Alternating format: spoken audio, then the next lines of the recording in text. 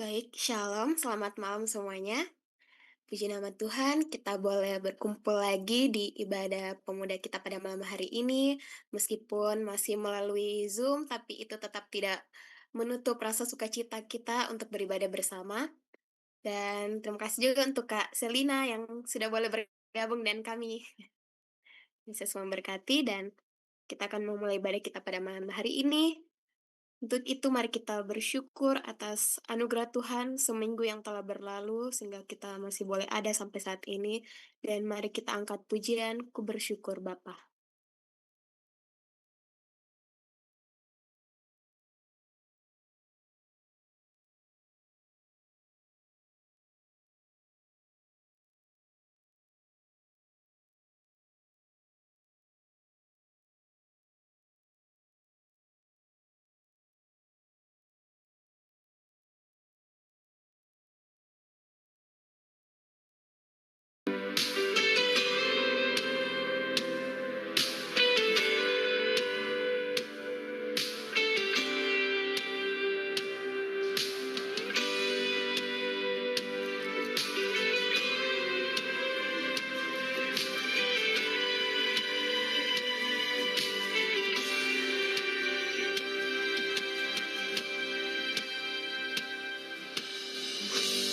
Banyak yang kau perbuat di dalam hidupku, rancangan indahmu terjadi di hidupku. Bapa yang mengerti segala yang ku perlu, kasih-Mu sempurna nyata dalam hidupku. Ku bersyukur Bapa,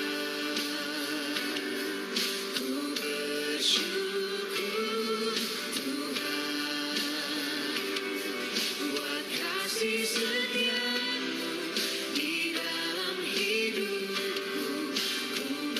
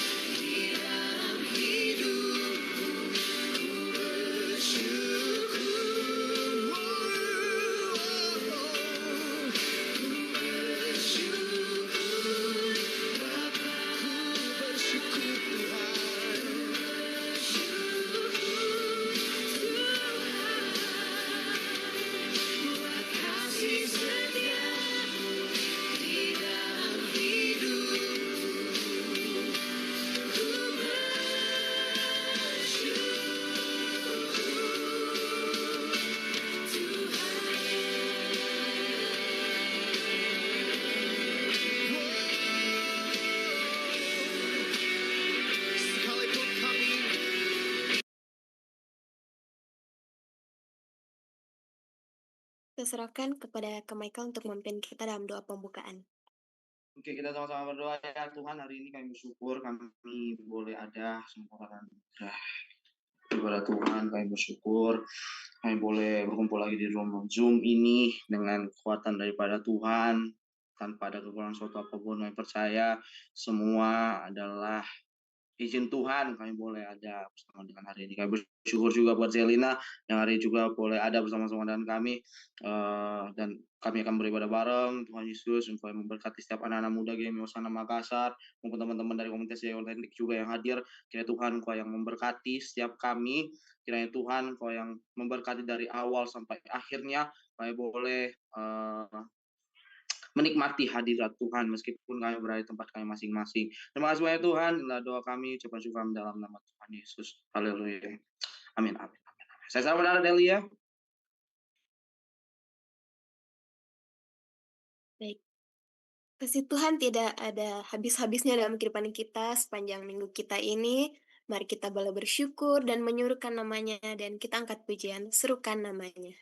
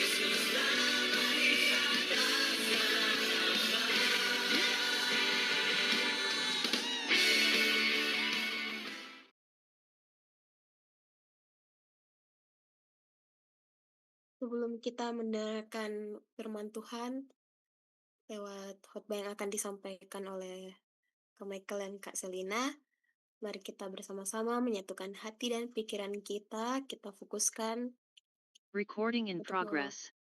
memuliakan namanya dan menyuruhkan namanya. Untuk itu, mari kita angkat pujian Yesusku Kau Terindah.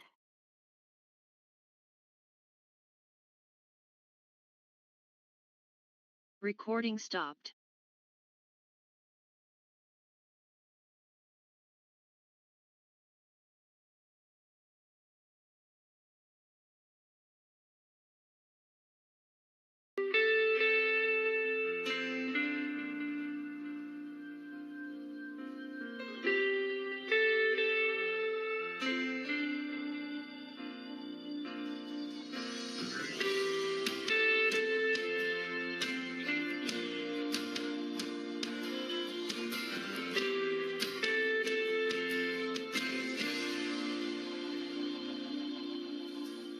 Ku datang dengan syukurku, membawa kerinduanku.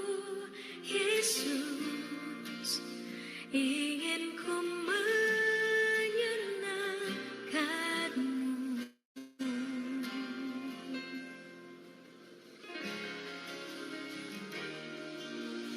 Karyamu indah bagiku, kasih yang menyelamatkanku.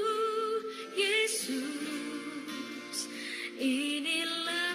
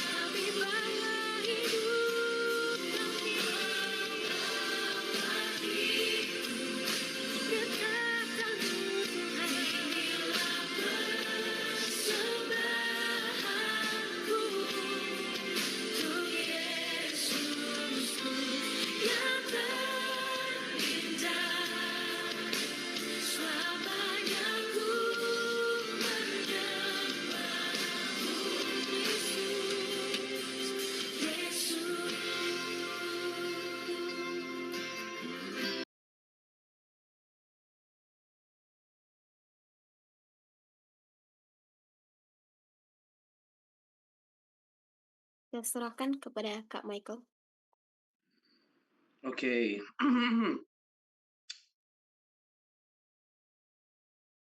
Kita sama-sama satukan hati. Kita sama-sama berdoa dulu ya. Tuhan, hari ini kami datang di hadapan-Mu. Kami ingin merenungkan apa yang menjadi pembahasan kami ya Tuhan tentang merdeka dari berhala. Kami mohon Tuhan Engkau yang mengurapi setiap kami, mengurapi setiap hamba-Mu maupun Zelina yang akan sharing pada malam hari ini. Kami mohon Tuhan Engkau yang beracara di tengah kami, setiap apapun yang kami bahas, setiap apapun yang kami renungkan pada malam ini, kami percaya Tuhan Engkau yang berdaulat atas segalanya. Kami mohon firman-Mu, Roh Kudus-Mu yang taruh dalam hati kami, sehingga kami boleh melakukannya dalam kehidupan kami sehari-hari. Dalam nama Tuhan kami Yesus Kristus, yang berdoa mengucap syukur, haleluya. Amin, amin, amin. Oke, teman-teman semua ya, sebelum kita masuk ke dalam firman Tuhan, boleh nih aku mau kenalan bersama beberapa teman-teman kita yang baru datang. Oke. Boleh ya, kita kenalan dulu sama teman-teman yang baru datang. Mungkin aku mau kenalan dulu sama yang namanya Rachel. Ini Rachel nih baru ada. Oh, Rachel iya. boleh kenalan dulu dong. Kenalan nama, terus asal, dari mana, habis itu apa namanya kegiatan sehari-hari apa. Boleh? Boleh. Oh ya, kenalin nama aku Rahel dari Cirebon. Wow, Cirebon, haleluya, shalom Cirebon. Lalu? Kegiatan sehari-harinya lagi cari kerjaan sih. Oke. Cari kerjaan di mana nih? Maksudnya cari kerjaan di Cirebon? Di sekitar Cirebon. Tahu, tapi kerjaan yang mau dicari apa? Antara 3 sih, waiters, kalau enggak kasir, terus kalau enggak admin, 3 pilihan. Oke. Tuhan akan kasih kerjaan yang baik. Amin, amin. Terus siapa namanya? Si ini dulu, yang namanya Tian. Tian, boleh kenalan dulu siapa namanya, habis itu asal dari mana. Boleh Tian, silakan.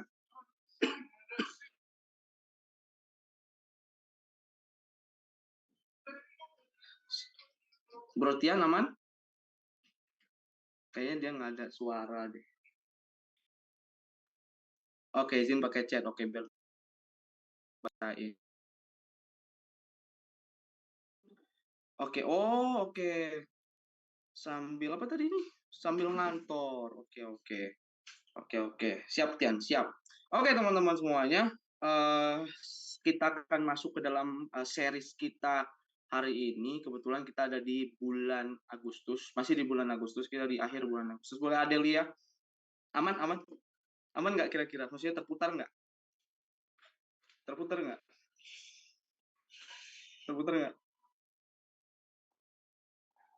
Aman nggak share screen-nya? Oh, jangan di situ. Astaga. Oke. Benar. Ya, bocor. Oke. Wah, astaga. Oke, kita mulai pertama. Slide pertama. Kita masih series Merdeka dari Berhala. Oke. Merdeka dari Berhala. Padahal pengen sekali saya mau surprisein kamu. Udahlah kalau gitu. Oke, slide pertama. Slide pertama boleh. Slide pertama sekali. Oke, slide pertama sekali boleh. Tunggu dulu. Aku harus jadiin pause dulu nih backupnya. Oke. Merdeka dari berhala. Kemarin kita bahas tentang merdeka dari berhala image, betul? Nah, sekarang kita akan bahas Recording in progress. Oke, sekarang kita bahasin merdeka dari berhala validasi. Oke, boleh next slide. Nah, ini kita akan bahas tentang merdeka dari berhala validasi. Nah, kita akan bahas sama-sama hari ini boleh next slide, dari Galatia pasal 1 ayat 6 sampai 10. Sekali lagi, Galatia pasal yang ke-6 Galatia pasal 1 ayat 6 sampai 10. Oke. Kalau teman-teman ada Alkitabnya, boleh baca Alkitabnya. Harus siapin catatan juga karena ini kita bakal diberkati dengan luar biasa. Oke. Galatia pasal 1 ayat 6 sampai 10. Sekali lagi, Galatia pasal 1 ayat 6 sampai 10. Aku minta aku minta ini deh, Ria bacain. Galatia 1 ayat 6 sampai 10. Silakan. Ini ayatnya. Galatia 1 ayat 6 sampai 10. Di slide ada. Boleh bacain buat kita. Galatia 1 ayat 6 sampai 10. Ya. Tuhan demikian, aku heran bahwa kamu begitu lekas berbalik daripada Dia yang oleh kasih karunia Kristus telah memanggil kamu dan mengikuti suatu Injil lain. Lanjut, Kak. Terus sampai 10.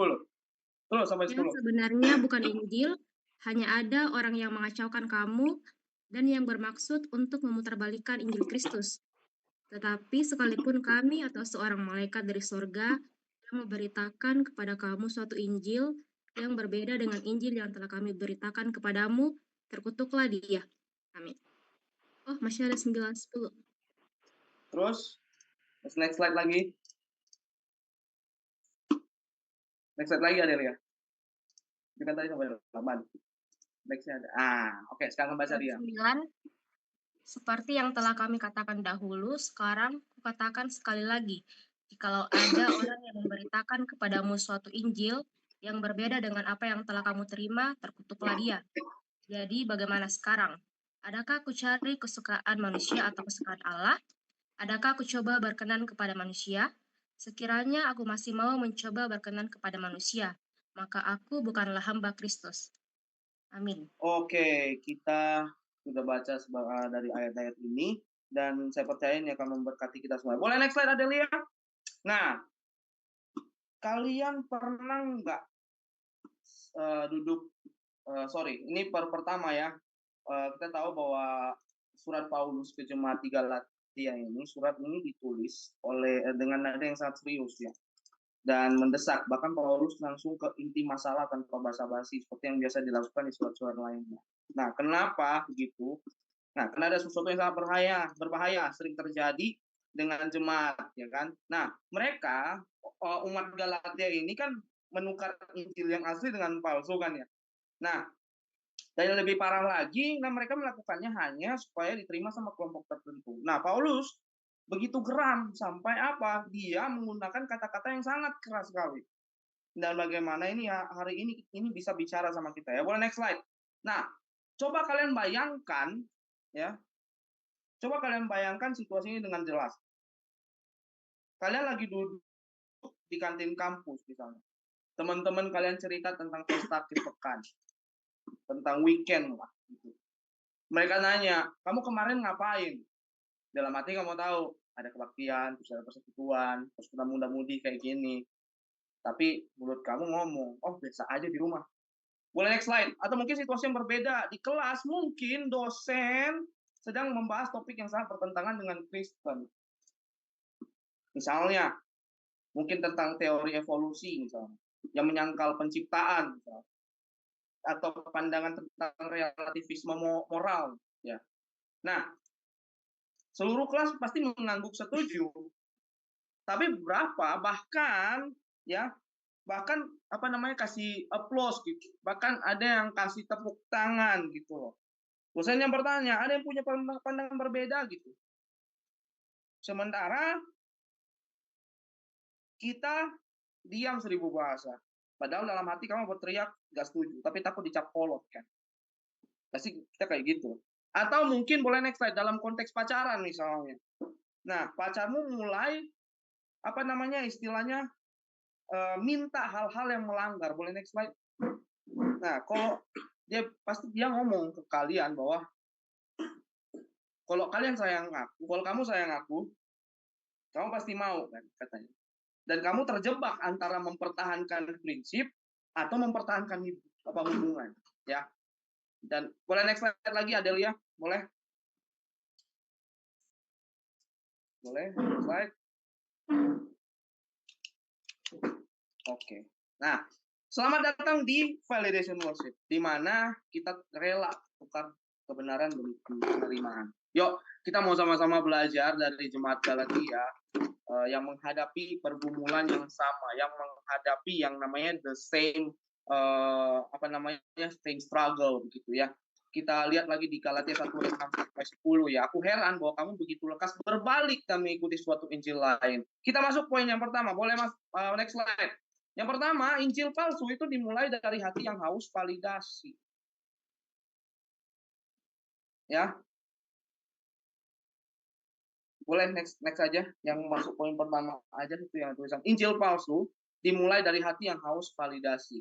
Nah, jemaat Galatia ini menghadapi tekanan dari guru-guru Yahudi masih terus-terus yang bilang bahwa Injil Paulus itu belum lengkap, masih terus. Kamu perlu sunat dan ikut hukum Taurat supaya benar-benar diterima. Nah, kita lihat di ayat 6-7. Aku heran bahwa kamu begitu lekas berbalik daripada dia dan oleh kasih karunia Kristus telah memanggil kamu dan mengikuti suatu Injil lain yang sebenarnya bukan Injil. Ya, kenapa mereka tergoda? Karena agama Yahudi established, punya prestis. Kekristenan masih dianggap kayak aneh.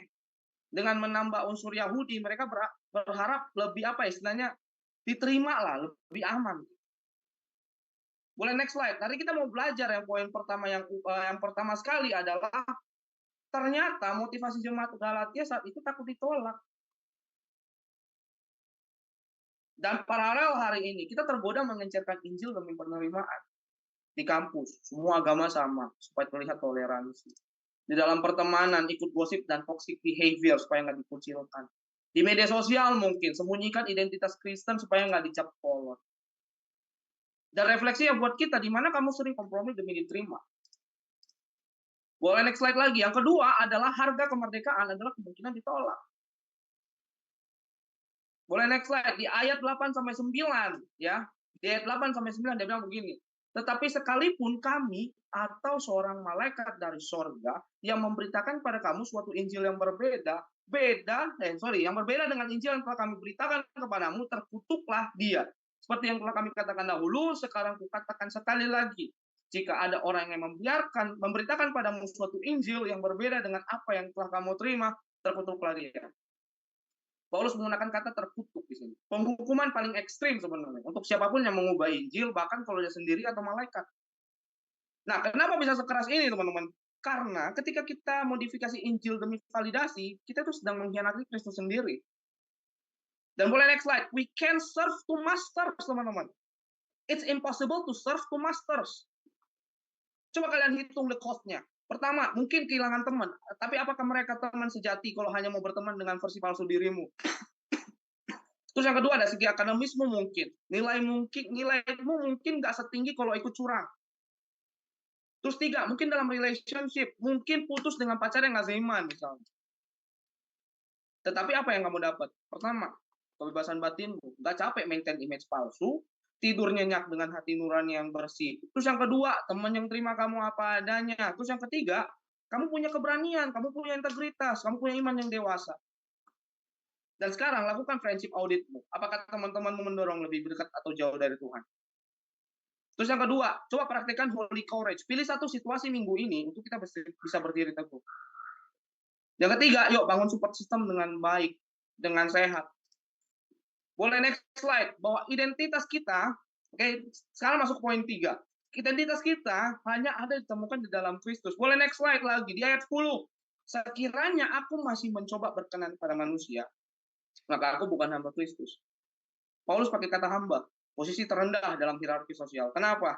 Karena sebagai budak Kristus, identitasmu fix. Kamu punya Kristus, gak ada yang bisa ubah ini. Terus yang kedua, tujuanmu jelas, hidup kamu untuk kemuliaannya. Yang ketiga, validasimu itu pasti, hanya pendapatnya yang penting. Yang keempat, masa depanmu aman, dia jamin hidup. Dengan jadi hamba Kristus, kamu merdeka dari perbudakan yang lebih kejam. Perbudakan dari berhala validasi manusia. Boleh next slide lagi, ini. Kamu adalah hamba Kristus, gak lebih, gak kurang. Bukan nilai tinggimu, bukan populermu, bukan banyak followersmu, tetapi apa? Taat sama Yesus. Bertumbuh seperti dia, setia dalam panggilannya. Nah, kamu nggak bisa sekaligus jadi hamba Kristus dan budak validasi manusia. Kamu harus pilih itu. Nggak mungkin kita berbakti kepada Kristus, tetapi kamu berbakti kepada Allah yang lain. It's impossible, sekali lagi, it's impossible untuk kita bisa serve two masters. Kita nggak bisa melayani dua tuan sekaligus. Oke? Saya percaya, ini akan memberkati kita semua. Dalam 15 menit ke depan, dalam beberapa menit ke depan, dalam 20 menit ke depan lah, kita akan dengar sharing langsung dari hambanya yang luar biasa. Dan saya percaya ini akan memberkati kita semuanya. Gitu. Sekali lagi, kita adalah punya Kristus. Karena apa? Boleh next slide lagi. Kamu nggak mungkin menjadi hamba Kristus yang jadi otentik sambil tetap menjadi budak validasi manusia. Sekali lagi, kamu nggak mungkin menjadi hamba Kristus yang jadi otentik sambil tetap menjadi budak validasi manusia. Saya percaya ini akan memberkati kita semuanya. Dan sebelum saya serahkan sama Zelina, saya ada pesan khusus buat kalian lewat video ini. Boleh putar, silakan.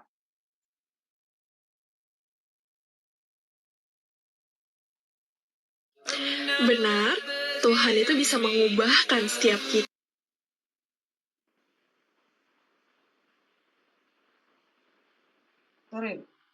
Terus.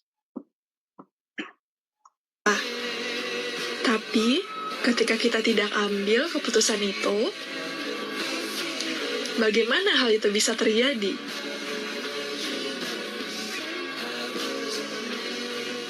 Ya, itulah dari video itu kita ngomong. Semuanya tergantung keputusan Anda. Semua tergantung keputusanmu. Apakah kamu ambil keputusan itu dengan baik sehingga kamu bisa merdeka dari berhala validasi, atau kamu nggak ambil langkah? Saya percaya ini akan memberkati kita semua. Dan kita mau please welcome, boleh next slide. Kita please welcome hambanya yang luar biasa. Ini ya such a great honor lah. Saya bisa ajak beliau untuk sini, untuk bisa saling sharing, saling berbagi apa yang jadi pesan Tuhan buat hari ini. Saya ingin buat teman-teman yang yang belum on cam, saya ajak buat teman-teman untuk on cam kalau nggak ada kendala ya. Kita mau sama-sama dengerin apa yang jadi pesan Tuhan malam ini. Saya percaya ini akan memberkati kita semuanya.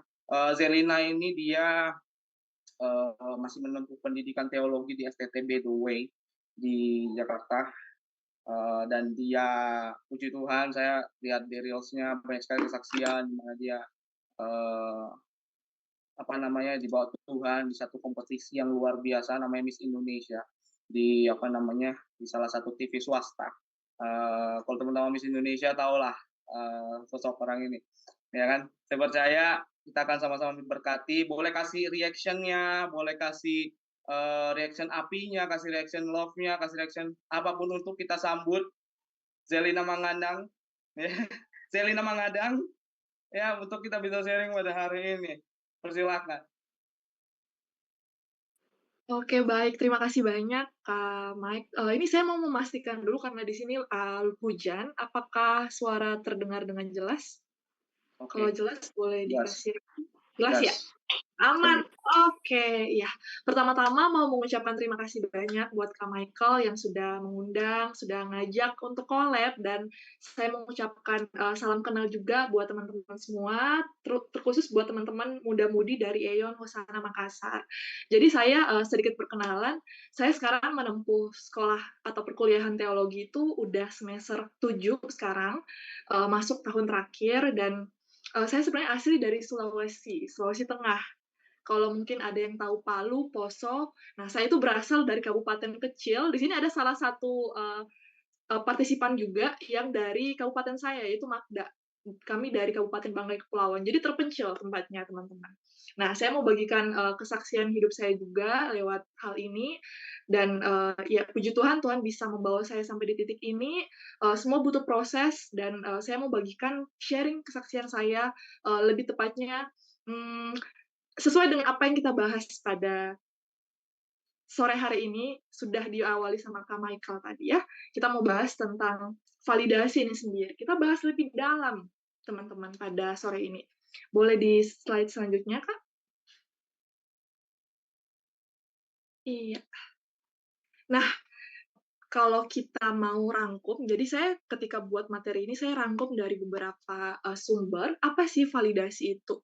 Jadi validasi ini adalah kebutuhan atau keinginan untuk mendapat pengakuan atas perhatian atau persetujuan dari orang lain, berupa pujian, penghargaan, dan penerimaan sosial. Jadi teman-teman kita harus pahami bahwa berkaitan dengan hal ini, uh, kita akan membahas nanti lebih jauh lagi itu validasi dari manusia versus validasi dari Tuhan sendiri.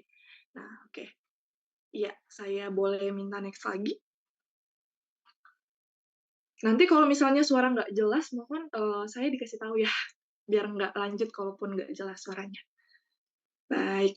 Nah, di sini kita sesuai dengan apa yang Alkitab ajarkan. Nah, kita ambil dari Matius 3 ayat 17, di mana di situ adalah kisah tentang Yesus itu dibaptis.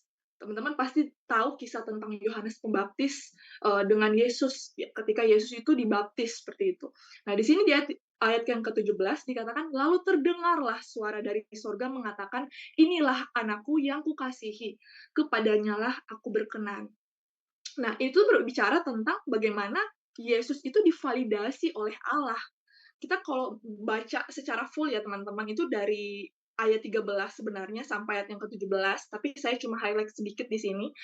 Itu bicara tentang bagaimana awalnya itu bahkan Yohanes merasa nggak layak untuk membaptis Yesus sendiri. Tapi Yesus itu karena ketaatannya, dia memilih tunduk pada ketaatannya kepada Allah seperti itu.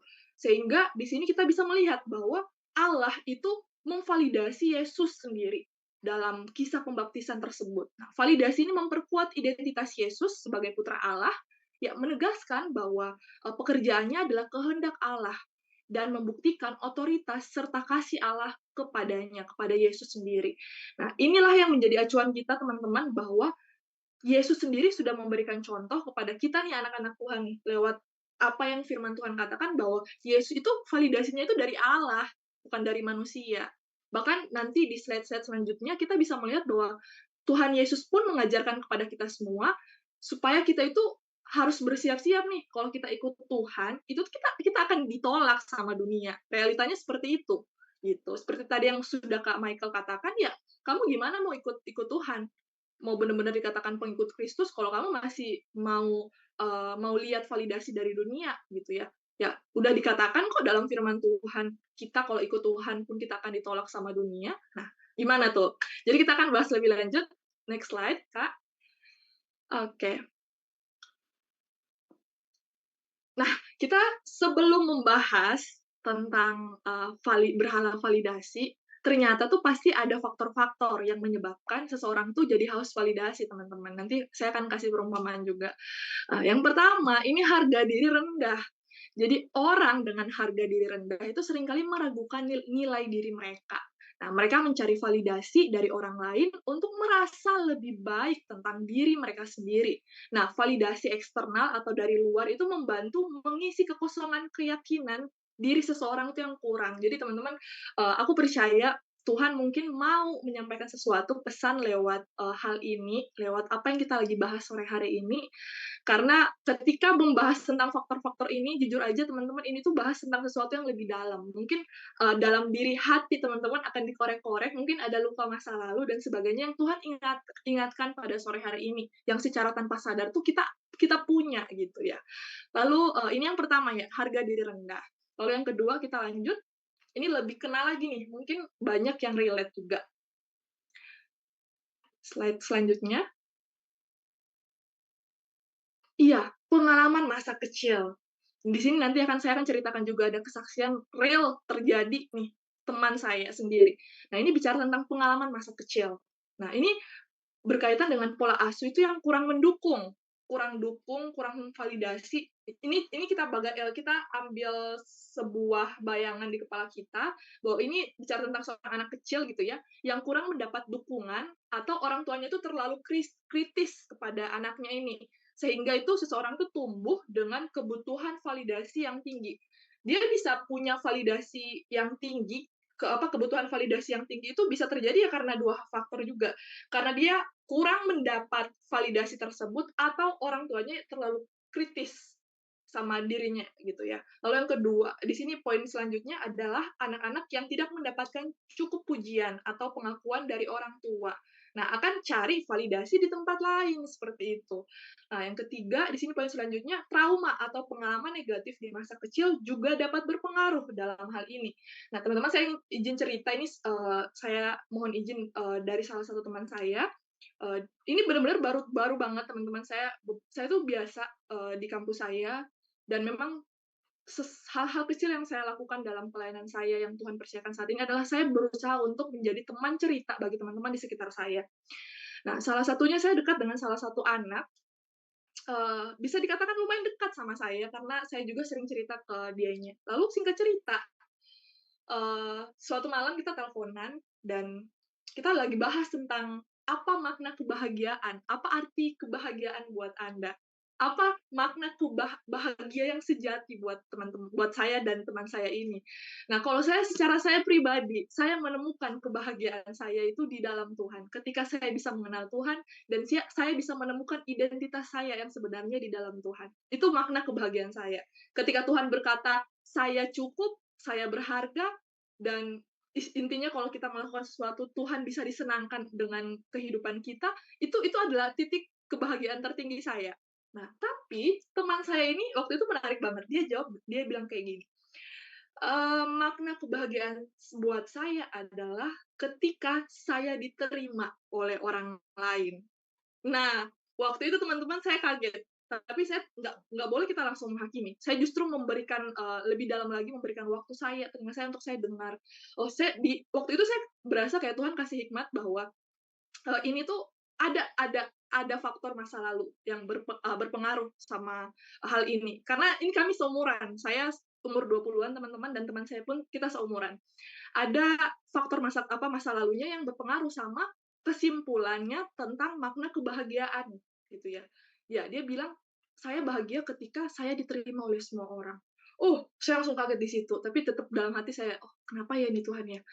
Nah, ternyata pas saya tanya, pas saya korek-korek lagi nih, saya ajak di talk lagi nih, cek per cek, teman saya ini punya momen di masa lalu dia itu ditolak sejak dari dalam kandungan sama orang tuanya. Jadi, ini karena saya juga di dalam perkuliahan saya belajar tentang psikologi, jadi teman-teman, apa yang jadi respon kita hari ini, apa yang menjadi, cara kita memandang, meresponi sesuatu terhadap kehidupan ini, di hari ini, di titik umur teman-teman, itu berpengaruh sebenarnya. Terpengaruh oleh, hal-hal yang terjadi di masa lalu, termasuk masa lalu teman-teman, termasuk masa kecil teman-teman. Nah, itulah yang terjadi kepada teman saya. Dia dari di dalam kandungan itu udah tertolak rasanya, ditolak sama orang tuanya, dan, ya puji Tuhan Tuhan tetap membuat dia ada hari ini, bahkan dia dipakai sama Tuhan, tapi ada lukanya yang Tuhan, ingatkan gitu ya. Ternyata masa kecilnya itu ditolak dan dia pada akhirnya membuat kesimpulan bahwa ketika saya, besar nanti, makna kebahagiaan buat saya adalah ketika saya diterima. Jadi ada lukanya tuh teman-teman. Jadi saya nggak tahu teman-teman di sini mungkin ada luka masa lalu, mungkin nggak selalu dari orang tua, atau teman-teman mungkin punya pengalaman ditolak sama teman, sama keluarga, atau sama siapapun teman-teman yang mungkin membuat teman-teman hari ini tuh kayak jadi haus validasi tanpa sadar gitu ya. Kita belajar nih dari teman saya. Lalu singkat cerita dia nangis teman-teman. Ketika saya coba tanya lebih lanjut, jangan-jangan kamu ada luka di masa lalumu nih, sehingga makna kebahagiaan kamu itu diterima sama orang lain. Sementara nih, kita nggak bisa pungkiri, nggak semua orang tuh akan terima kita, teman-teman. Nggak semua orang tuh akan berpikir negatif tentang kita, itu realitanya. Jadi, kamu nggak akan menemukan kebahagiaan dengan hal tersebut, seperti itu, selain daripada Tuhan. Lalu kita lanjut ke poin selanjutnya. Teman-teman, saya nggak akan lama, tenang aja. Oke. Lah, ini perfeksionisme. Nah, ini si perfeksionis ini seringkali menetapkan standar yang tinggi untuk diri mereka sendiri. Ini ada pengaruh biasanya dari masa kecil juga, ketika seorang anak terlalu dikritisi sama orang tua yang terlalu kritis ke anak, itu bisa-bisa membuat anak tuh jadi perfeksionis kalau mereka besar. Nah, lalu mencari validasi untuk memastikan bahwa mereka telah memenuhi standar tersebut. Nah, dengan validasi itu biasanya orang-orang yang perfeksionis itu akan merasa aman dan mengurangi rasa takut mereka sama kegagalan gitu. Biasanya waktu masa kecilnya ini suka orang tuanya suruh nih, ini nggak boleh juara 2 ya, harus juara 1 ya. Pokoknya nilainya harus A semuanya. Ini biasa kayak gini nih. Datang biasanya waktu udah besar, biasanya terbentuklah sisi-sisi perfeksionisnya seperti itu. Lanjut lagi. Iya. Nah, pengaruh sosial media, pengaruh sosial dan media. Nah, media sosial tanpa kita sadar sekarang, kita semua di sini punya sosial media, saya yakin. Dan budaya dari luar itu seringkali menekankan pentingnya tentang penampilan dan popularitas. Nah, seseorang mungkin mencari validasi melalui likes, komentar, dan pengikut di sosial media mereka. Nah, tekanan untuk memenuhi standar kecantikan, kesuksesan yang ditampilkan di media dapat memicu kebutuhan akan validasi. Dan ini saya sambil sharing juga teman-teman di pengalaman saya di Miss Indonesia. Jadi mungkin Tuhan kemarin memang mengajak saya untuk punya pengalaman untuk jadi kesaksian di sana. Saya punya cerita banyak teman-teman waktu saya ikut karantina Miss Indonesia kemarin. Tapi saya belajar bahwa pada akhirnya Tuhan tetap panggil saya untuk terjun, untuk nggak boleh lepas dari pelayanan. Kemarin itu ibaratnya Tuhan kasih bonus lah, seperti itu. Nah, di dalam ajang pageant, bukan hanya Miss Indonesia aja, semua ajang pageant itu atau ajang kecantikan itu pasti harus menekankan tentang pentingnya penampilan dan popularitas. Dan ini saya buka-bukaan aja ke teman-teman di sini tentang realita yang terjadi di karantina. Kita tuh semuanya peserta itu tuh bukan dipaksa sih, emang harus menunjukkan sisi profesionalisme untuk harus selalu tampil sempurna, cantik, dan sebagainya. Semua kita akan diurus untuk sedemikian rupa perfect lah. Tapi ketika ditanya satu persatu secara manusia hati ke hati, kadang tuh kita berasa capek loh. Ada momen di mana kita, aduh capek banget kayak gini gitu loh. Kita nggak bisa jadi diri kita apa adanya seperti itu. Itu yang saya rasa teman-teman waktu kita karantina itu 16 hari. Ada yang udah kangen rumah lah seperti itu. Ya, kita kangen untuk melihat kayak untuk kembali ke rumah dan kayak versi diri kita yang apa adanya seperti itu. Itu realitanya seperti itu teman-teman, karena emang di dunia pageant itu bicara tentang kecantikan yang harus perfect. Orang lain tuh kamu harus pokoknya harus perfect lah di hadapan semua orang gitu. Dan realitanya ya saya kasih tahu ke teman-teman, kita pun yang di dalam tuh belajar untuk kayak aduh ini kayak kita bisa insecure loh bahkan di dalam teman-teman. Jadi kayak sebegitu ketika kita menaruh validasi dari manusia gitu, atau dari media sosial, itu susah banget teman-teman untuk kita menjadi diri kita apa adanya seperti itu. Kita lanjut lagi.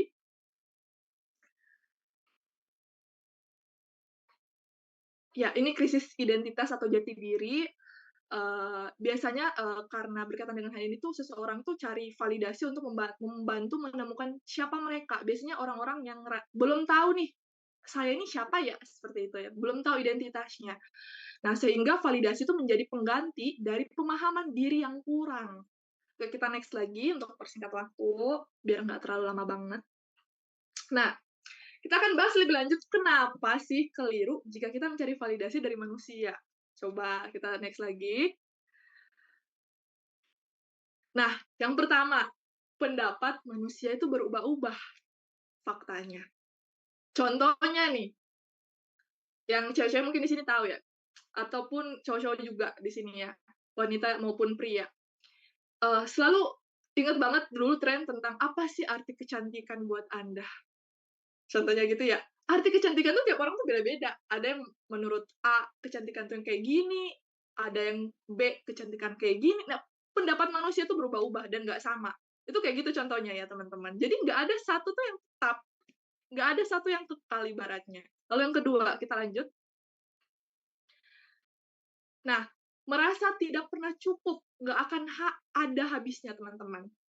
Ya, kita nggak akan pernah merasa cukup dengan validasi dari manusia.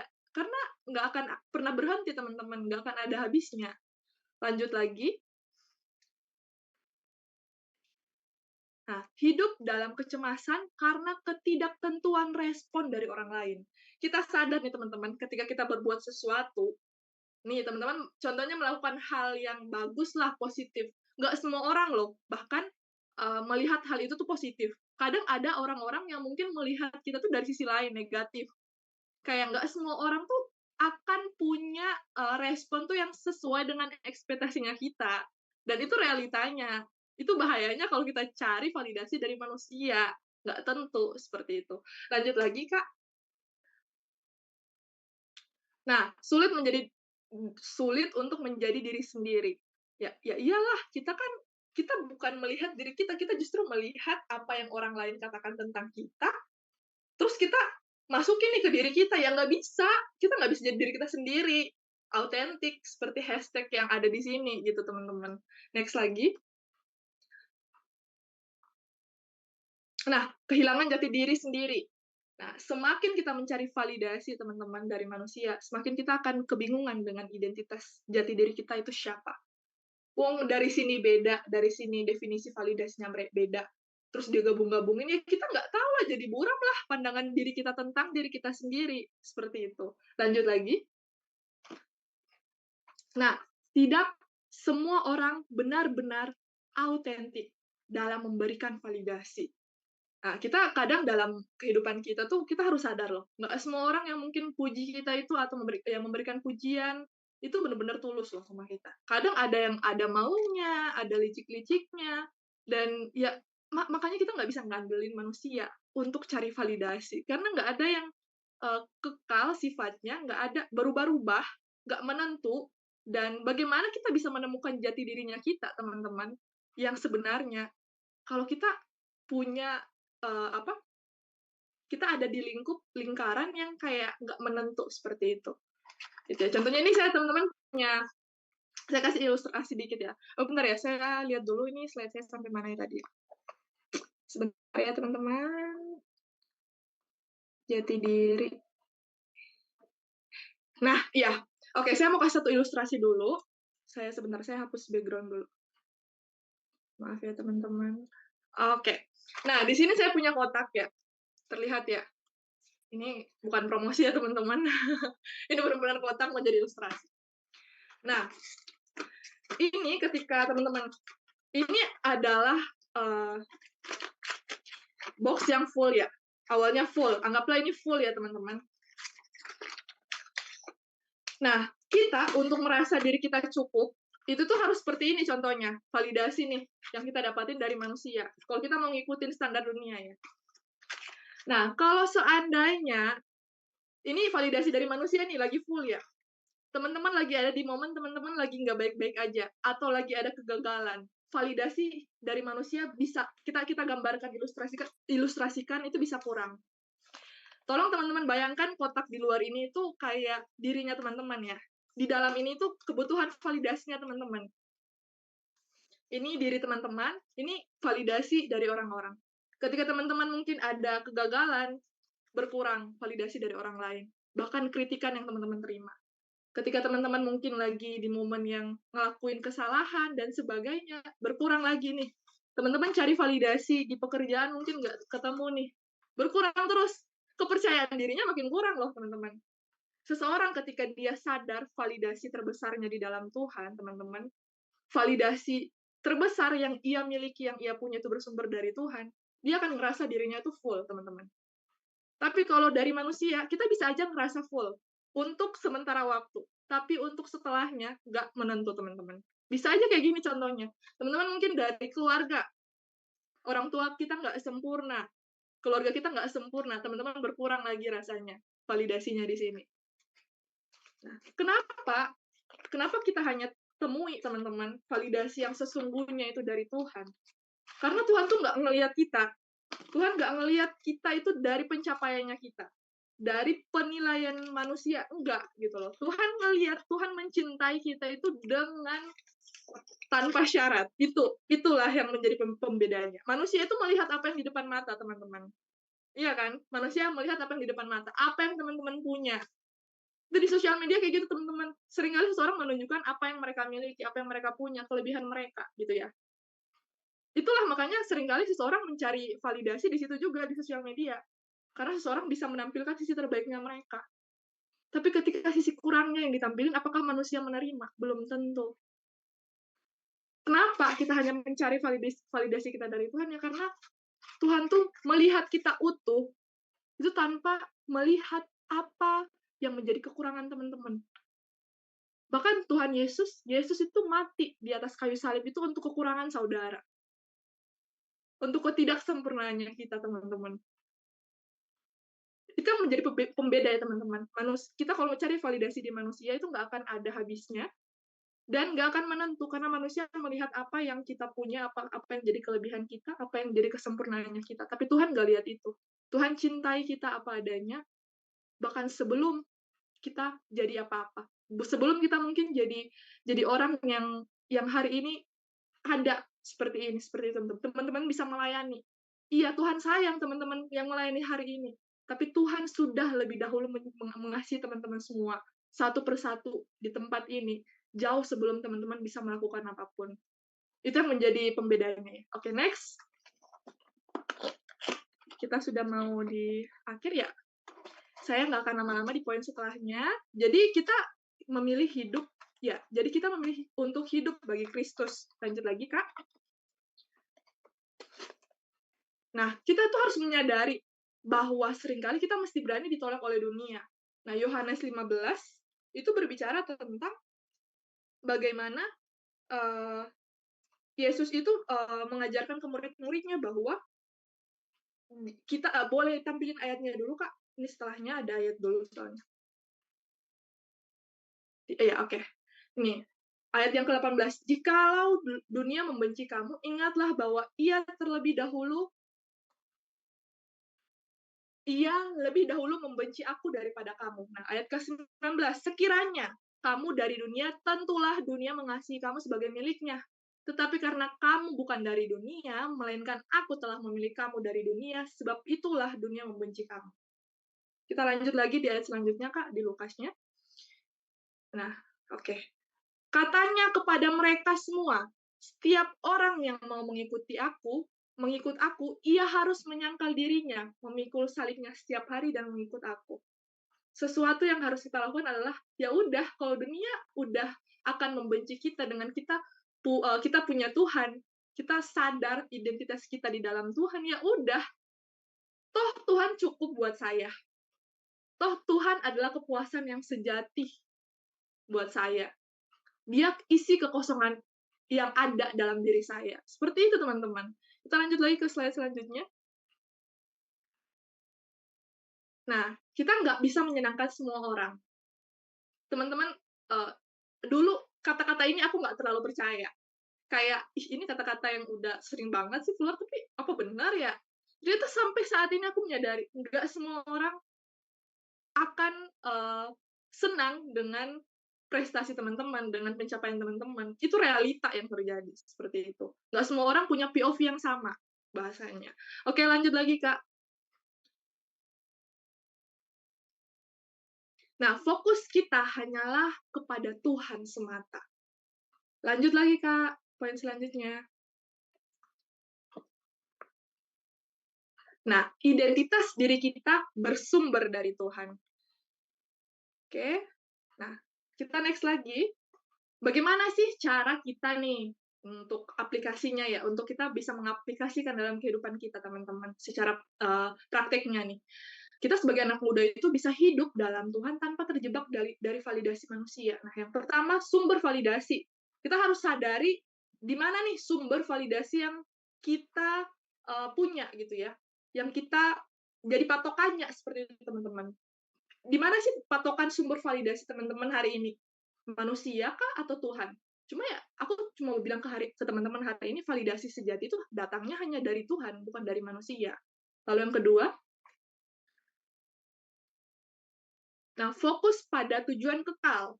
Nah, ingatlah, hidup kita di dunia ini hanya sementara. Kita ibaratnya hanya rumah persinggahan, teman-teman, di sini. Tujuan utama kita adalah untuk memuliakan Tuhan dan mempersiapkan diri untuk kekekalan. Jadi, untuk apa ibaratnya kita menyenangkan dunia semata. Kalau fokus akhir kita, ya kita kan cuma singgah di sini. Tujuan akhir kita nanti sama-sama di sana, gitu ya, untuk memuliakan Tuhan. Yang ketiga, menerima diri sendiri. Belajar menerima diri apa adanya, menerima kelebihan dan kekurangan kamu, dan tidak bergantung pada validasi orang lain. Seperti itu. Lanjut lagi, Kak. Nah, ini kerendahan hati yang keempat. Jaga hati dari pujian manusia. Nah, ini hal yang aku terus praktekkan juga, teman-teman. Beberapa waktu lalu salah satu video reelsku tuh lumayan naik, teman-teman, yang pada akhirnya membuat aku ketemu juga kenalan di sosial media sama Kak Michael. Di situ aku menerima banyak pujian, tapi dalam hal itu, teman-teman, aku nggak terlalu banyak menanggapi pujian-pujian yang ada. Puji Tuhan lah, aku kembalikan buat Tuhan. Tapi aku berusaha menjaga hatiku. Siapa sih hari ini yang nggak senang sama pujian ya? Tapi dengan kita menerima pujian, kita kadang harus lebih berhati-hati ketika sudah banyak pujian yang datang. Jangan sampai kita ini jadi fokusnya ke pujian manusia semata, teman-teman, bukan buat Tuhan gitu loh. Jadi ini harus diulang-ulang, harus kita ingetin diri sendiri.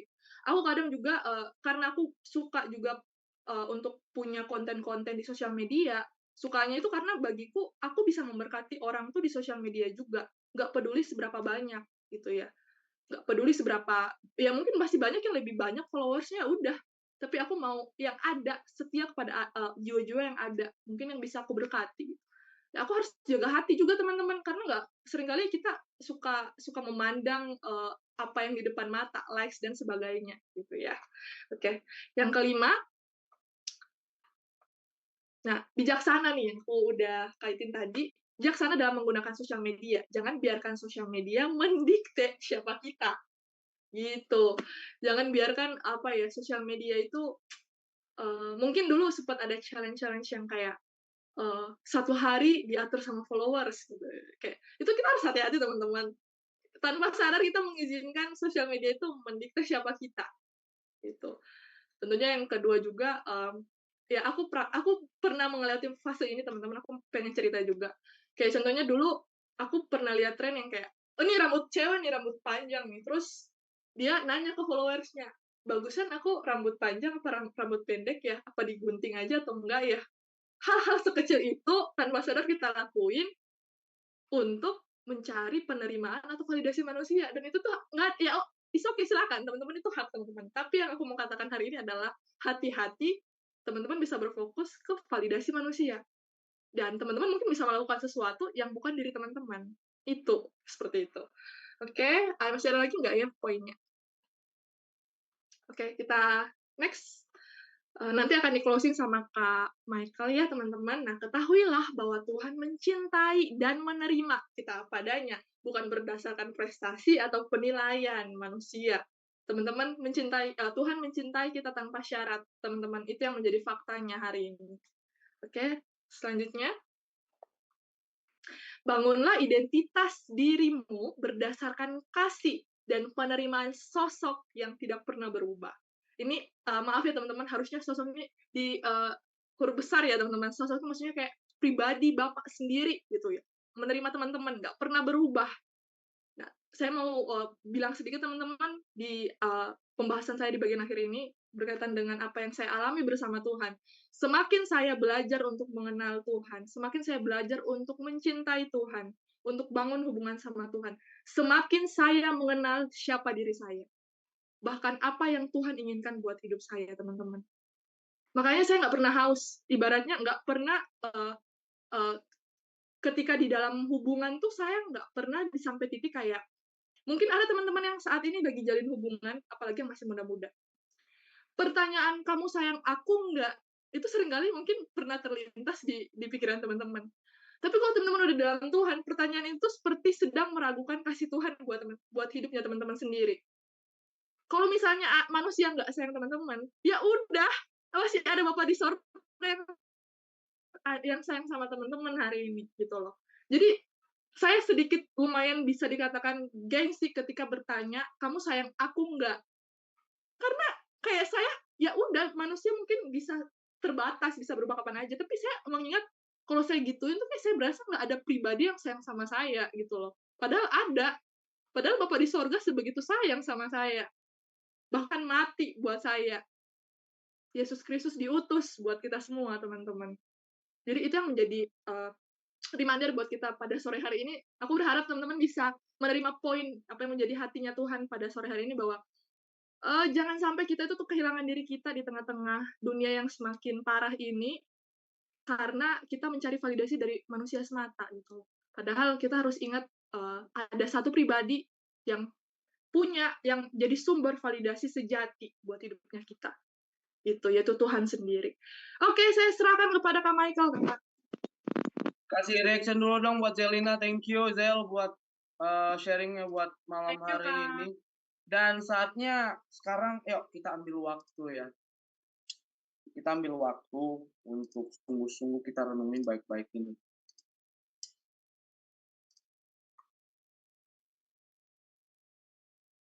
Coba kalian tutup mata sebentar.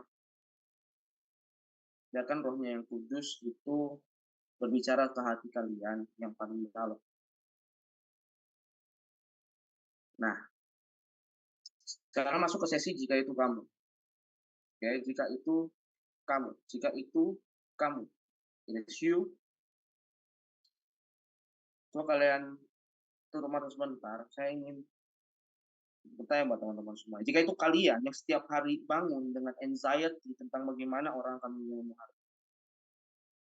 Jika itu kalian yang punya beberapa topeng yang kalian pakai, tergantung siapa yang ada di hadapan kalian. Jika itu kalian, jika itu kamu yang capek buat pura-pura, capek acting, exhausted dari trying to be everything to everyone. Jika itu kalian yang sudah kompromi berkali-kali, hal kecil dulu, semakin lama semakin besar, sampai kalian hampir nggak mengenali diri kalian lagi. Coba jika itu kalian yang dalam hati tahu kau sudah menyangkal Kristus demi diterima, mungkin nggak dengan kata-kata ya, tapi dengan diam, dengan tidak bertindak, dengan ikut arus. Mungkin jika itu kamu yang merasa terjebak, mau berubah, tapi takut konsekuensinya. Mau jujur, tapi takut ditolak. Coba kita dengerin baik-baik sebelum aku menutup sesi ini. Kristus sudah menerimamu sepenuhnya. Sebelum kamu lahir, dia sudah memilihmu. Dia menjadikan kamu, dia memilihmu sebelum dunia ini dijadikan. Ketika kamu masih berdosa, dia udah mati untukmu. Nggak ada yang perlu kau buktikan samanya. Nggak ada yang bisa membuat dia lebih atau kurang mengasihimu. Kamu nggak perlu perfect untuk bisa diterima oleh dia. Justru sebaliknya nih. Dia menerimamu supaya dia bisa menyempurnakan bukan dengan standar dunia, tetapi dengan standar kerajaan surga. So malam ini yuk kita tutup mata sebentar. Ini adalah invitation buat kita. Ayo stop menjadi berhala.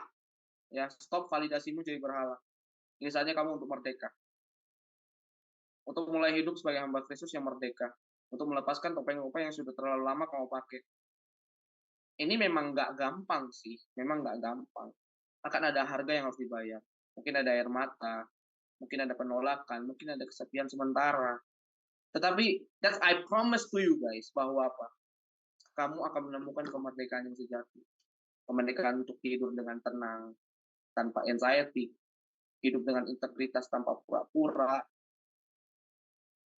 Jalan dengan kepala tegak tanpa rasa malu. Melayani dengan sukacita di gereja maupun di kampus maupun di sekolah dimanapun itu tanpa ada ekspektasi validasi dari orang-orang bilang kamu hebat enggak. Terus kamu juga bisa mengasihi dengan tulus tanpa agenda. Saya mau ngajak untuk kita tutup mata sebentar, kita akan doa secara pribadimu ya, make a silence prayer dulu sebentar dengan dia selama 1-2 menit ini. Renungkan dulu 1 menit. Saya percaya melalui perenungan ini yang sudah aku sampaikan sama Zelina, kita akan tertegur dan tertampar. Saya kasih waktu 1-2 menit untuk kita bisa berdoa sebentar. Terima kasih Tuhan Yesus. Terima kasih.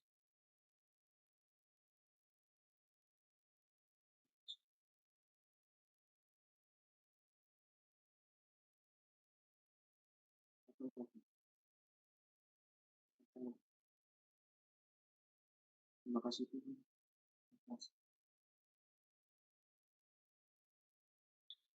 Saya persilakan dengan kasih Kristus untuk Bro Selva Daci untuk menutup sesi firman ini dengan doa. Silakan Bro Selva.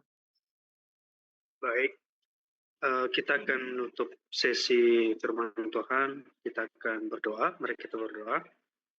Bapa kami yang bertata dalam kerajaan surga, pada malam hari Tuhan kami mengucap syukur atas persekutuan yang indah yang Tuhan izinkan bagi kami pada dalam persekutuan pemuda-pemudi melalui Zoom pada malam hari. Terima kasih Tuhan untuk firman-Mu yang boleh kami dengarkan, dan biarlah firman yang kami dengarkan boleh memberkati kami, dan kami boleh melakukan firman-Mu ini dalam kehidupan kami, sehingga firman yang kami dengarkan boleh bertumbuh dalam hidup kami, dan kami boleh mempermuliakan nama Tuhan. Terima kasih Tuhan Yesus, berkati juga Kak Michael dan juga Kak Zela yang sudah menyampaikan firman-Mu. Tuhan terus memberkati pelayanan mereka ke depan. Terima kasih Bapa, di dalam nama Tuhan Yesus Kristus kami telah berdoa. Haleluya. Amin. Amin. Saya saran buat Adel lagi untuk nyanyikan satu lagu lagi buat selanjutnya.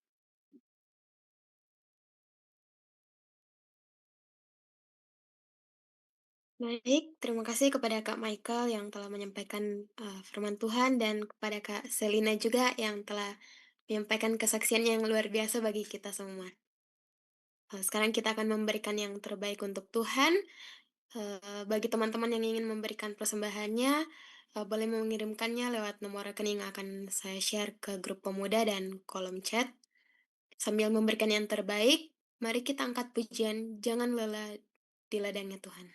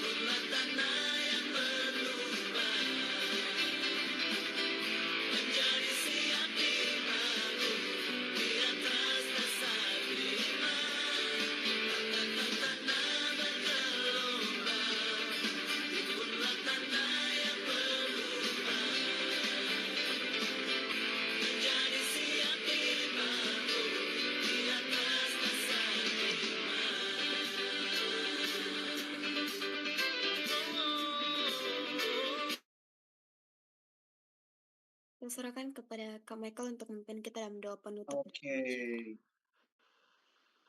Sebelum itu, mungkin Zelina ada yang mau disampaikan sebagai closing statement?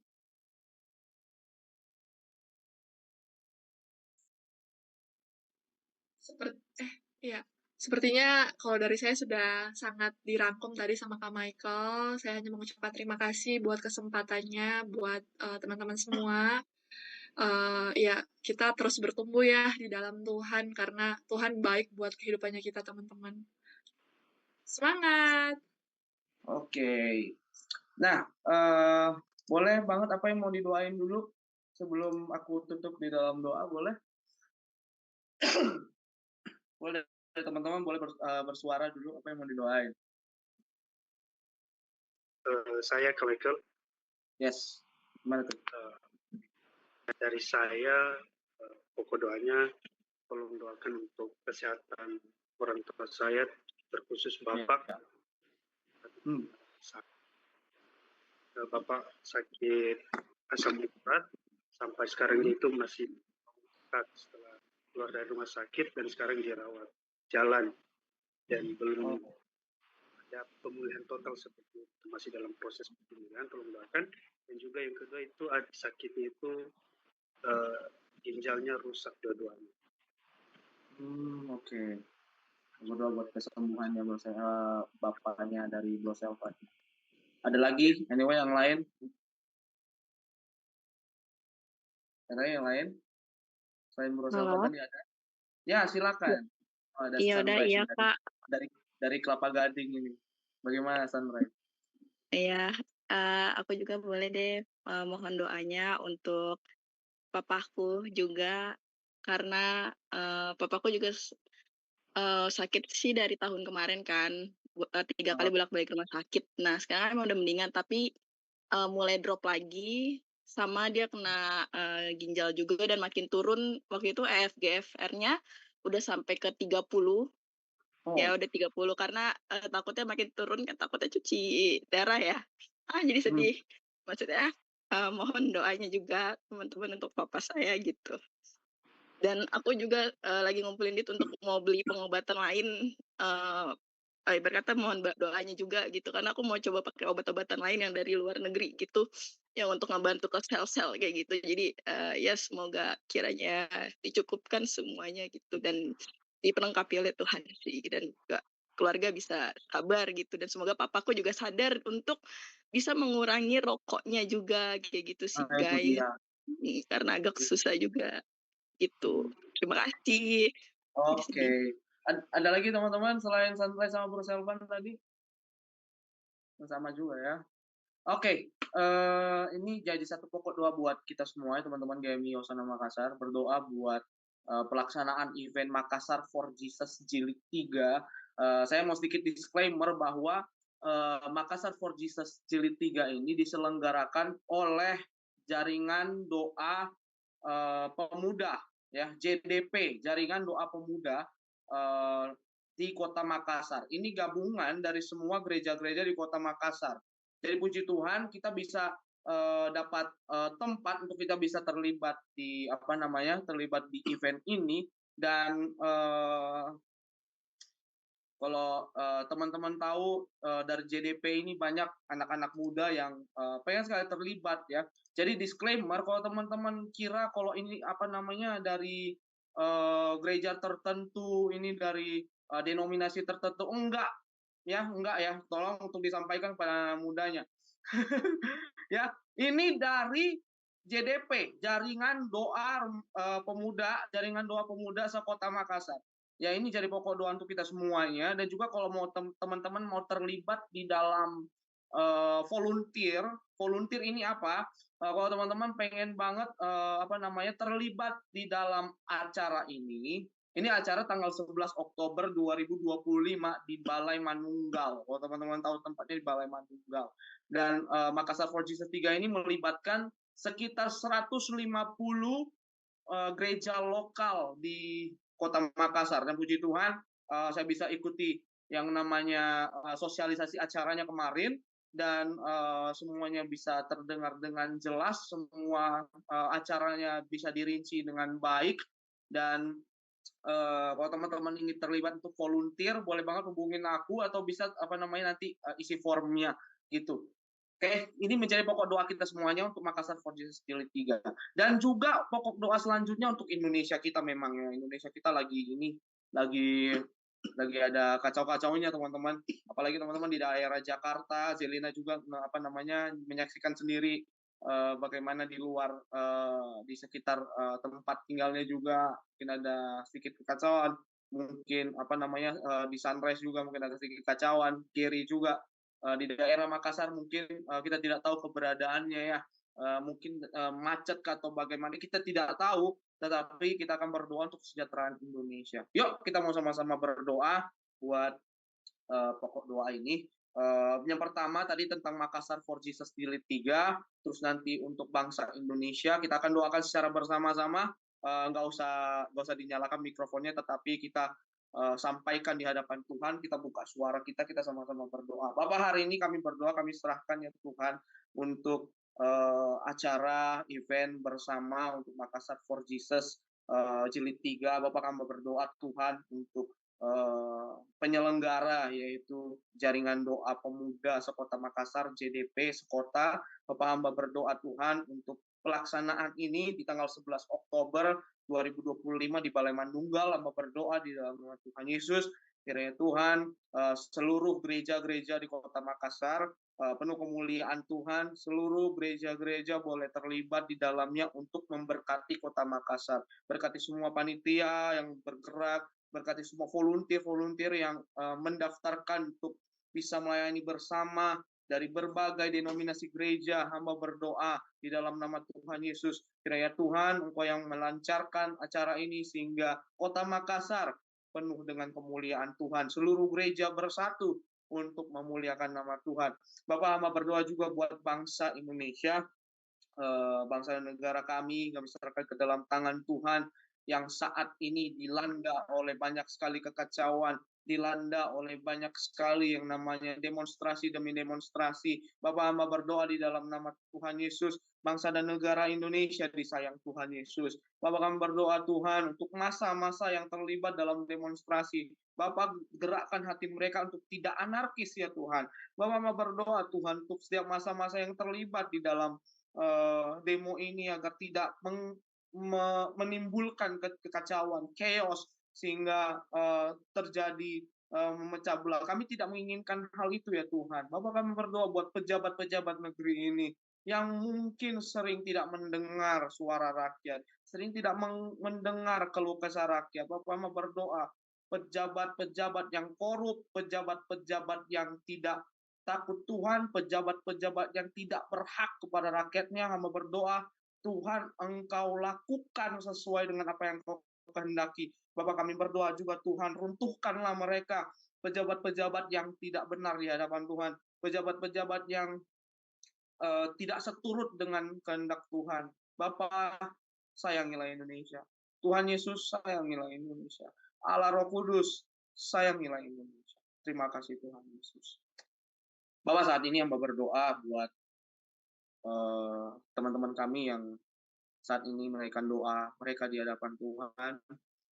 Mereka setiap pokok doa mereka terkhususnya untuk Bro Selvan. Bapak hamba berdoa di dalam nama Tuhan Yesus untuk papanya yang saat ini mengalami sakit penyakit, yang saat ini juga dalam perawatan Tuhan. Bapak hamba berdoa untuk ginjal yang dialami Tuhan Yesus, dan juga penyakit apapun itu Tuhan. Bapak hamba berdoa Engkau memberikan kekuatan buat seluruh keluarga besar Bro Selvan yang merawat. Ya Tuhan, Engkau yang memberikan ya Tuhan kesembuhan, Engkau memberikan yang namanya pemulihan, Engkau memberikan ya Tuhan yang namanya kepastian, Engkau yang memberikan yang namanya kekuatan untuk Bro Selvan bersama dengan keluarga untuk bisa mendoakan, untuk bisa memanjatkan doa di hadapan Tuhan untuk Papa terkasih. Dan juga Bapak hamba berdoa untuk pelayanan Bro Selvan yang saat ini dijalani bersama dengan teman-teman di GMI Hosana Makassar. Tuhan Yesus supaya memberkati, supaya yang terus melindungi kesehatan yang datangnya daripada Tuhan dan juga sukacita daripada kerajaan surga terus menaungi Bro Selvan. Dan Bapak hamba berdoa juga buat adik hamba yaitu Sunrise Tuhan yang ada di Jakarta Utara saat ini. Bapak hamba berdoa untuk papanya yang saat ini mengalami yang namanya sakit penyakit juga, ginjal yang dialami Tuhan Yesus, seluruh penyakit yang dialami ya Tuhan. Bapak hamba berdoa untuk Sunrise bersama dengan keluarga, dana Tuhan juga cukupkan untuk bisa mengakses obat-obat dari luar negeri. Bapak hamba berdoa Tuhan, Engkau yang menghendaki, Engkau yang berdaulat atas Bapak Sunrise Tuhan Yesus. Bapak hamba berdoa kiranya Tuhan Engkau yang menjaga Sunrise bersama dengan keluarga, Engkau memberikan penghiburan dari kerajaan surga untuk Sunrise bisa kuat, untuk Sunrise bisa memperjuangkan untuk kesembuhan papanya ya Tuhan Yesus. Bapak hamba berdoa mujizat terjadi, Bapak hamba berdoa kesembuhan terjadi, pemulihan terjadi atas papanya Sunrise maupun papa dari Bro Selvan. Dalam nama Tuhan Yesus, berkati setiap kami juga, ya mungkin teman-teman yang lagi kuliah, berdoa Tuhan Yesus supaya memberkati, yang juga kami berdoa buat teman-teman kami yang masih sekolah, juga Tuhan Yesus supaya memberkati mereka, sehingga mereka pun mengalami kekuatan dan sukacita dari kerajaan surga. Dan hari ini kami serahkan sepenuhnya ke dalam tangan pada malam ini, Tuhan.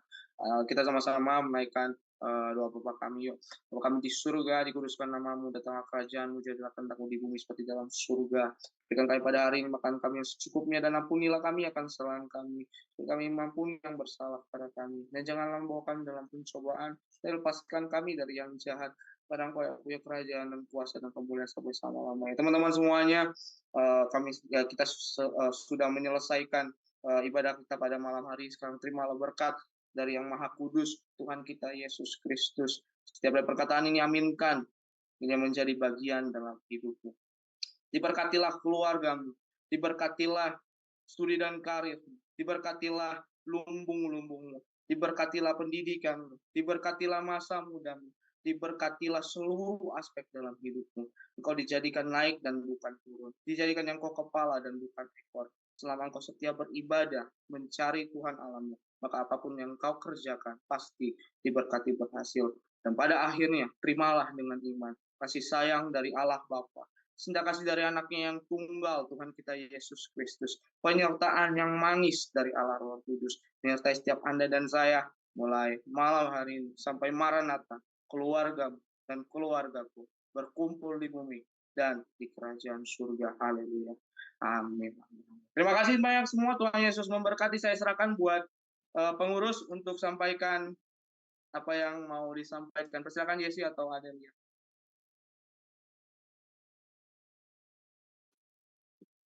Baik, dari saya terima kasih banyak sekali lagi untuk Kak Michael dan khususnya juga untuk Kak Zelina.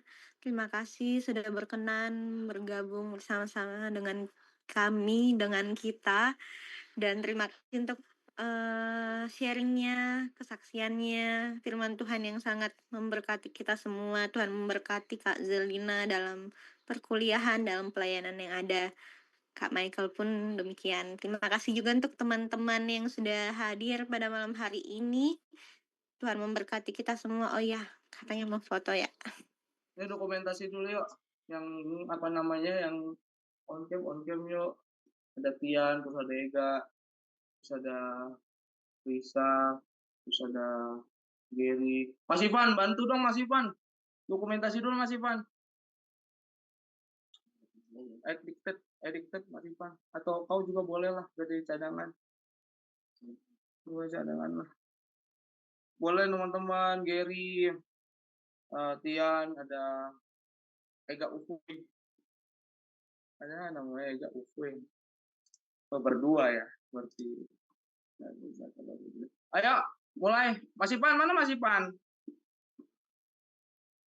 Mas Ivan addicted. Hey. Ya udah, kau kalah itu. Ayo. Sini aja, kau ini. Oke. 1, 2, 3.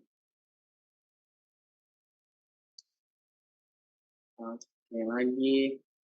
1, 2, 3. Oke, last.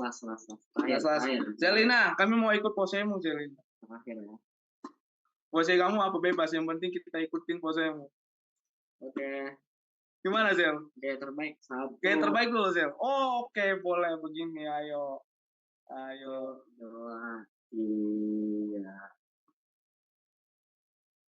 3. Oke, semua teman-teman, thank you buat hari ini sekali. Thank you, Zelina, buat. Terima kasih teman-teman semua. God bless you semua. God bless.